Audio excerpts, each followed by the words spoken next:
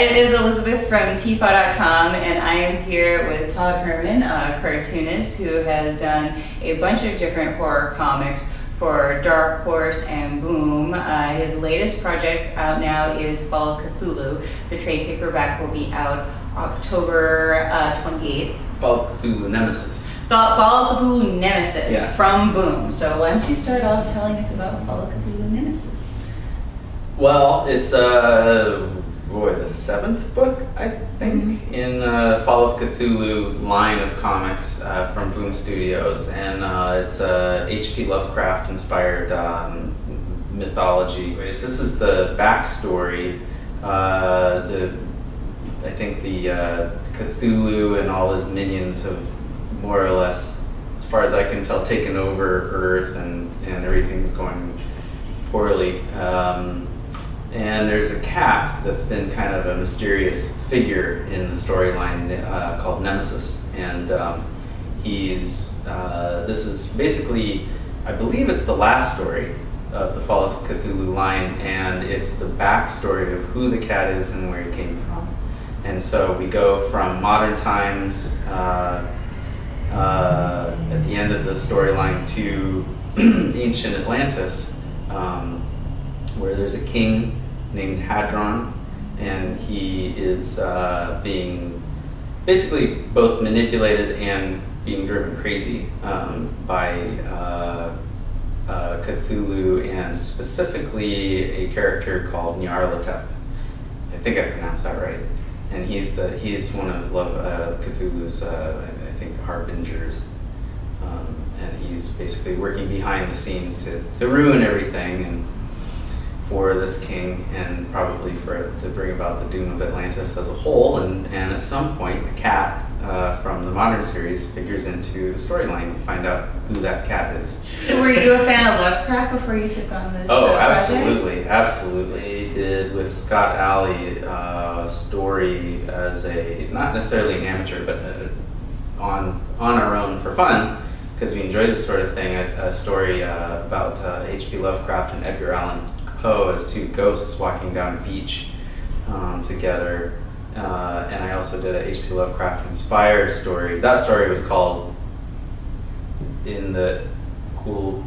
Oh shoot, I can't remember. I get the two titles mixed up. It was called On the Surf Tortured Shore, sorry. And the second one we did was called In the Cool Clear Sea. And that's also a story about a guy going mad on a boat, and there's H.P. Lovecraft type imagery and themes.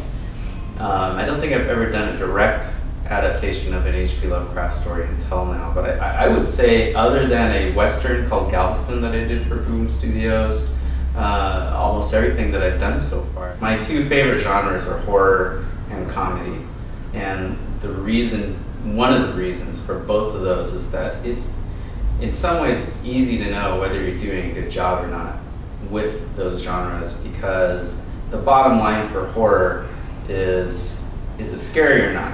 And with comedy, it's like, is it funny or not? And there's all kinds of different ways to get to that conclusion, but you can't quite say that for other stuff. You know, it's like, well, adventure, it's like, does it have to be thrilling? It's like, you're not really sure exactly what your goal is, as clearly as it is set up for horror and comedy. So, have you always been a fan of horror? Absolutely. I never, I tried to get, I kind of had a false start into comics in the mid-90s. And I didn't do a very good job at it, and it was very, there's some good stuff out there, but it was still like very superhero dominated. And I would kind of dream about being able to do a horror project one day, like just a real straightforward horror project. And then I basically kind of, comics left me behind, and I left comics behind, and I got into animation for like 6 years. And when I got out, I was a much better artist. But the really cool thing, besides that, was that it was a totally different industry, and I've almost 95% of the work I've done since I got back into comics has been horror, and that's a real dream come true. I would like to do other things, but I mean, that'd be great. I could do horror for the rest of my life and be very happy with that. Well, one project you did was Cut with Mike Richardson. Yes. What was it like working with the publisher of one of the major, very intimidating houses. Very intimidating. But it must have been an honor to be picked by him. Oh, right? absolutely, yeah, for sure. And that was nice because, again, the way that came about was that we, as an amateur, Scott Alley at Dark Horse Comics and I would watch Lovecraft-inspired films like The Fog and dream about how cool it would be to do a comic based on that, and then kind of be like, oh, it'll never happen. And then later on, it actually did happen. We did a comic of The Fog, and kind of went under the radar, I would say, but a lot of really important people saw it and then liked it, including Mike Richardson, and that was where we got the opportunity to do Cut. He seemed to feel that what he saw going on in The Fog would appeal to the themes and art and mood that he was trying to convey in Cut.